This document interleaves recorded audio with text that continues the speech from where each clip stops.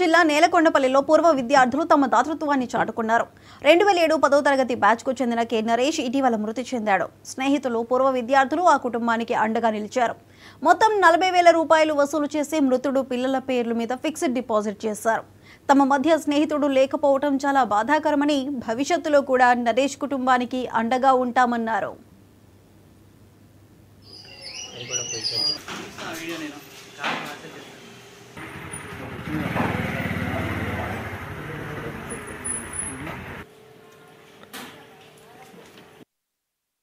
మా యొక్క మిత్రుడు 10th క్లాస్మేట్ అకాల మరణం జరిగింది.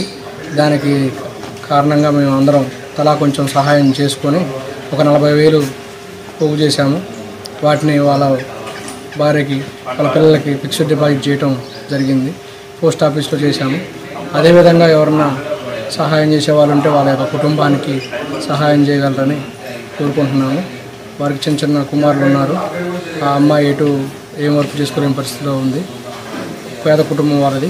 దయచేసి ఎవరన్నా ఆర్థిక సహాయం చేసేవాళ్ళు ఉంటే చేయగలరని కోరుకుంటున్నాం. మా యొక్క మిత్రుడు 10th క్లాస్మేట్ అకాల మరణం జరిగింది. దానికి కారణంగా మేము అందరం తలా కొంచెం సహాయం చేసుకొని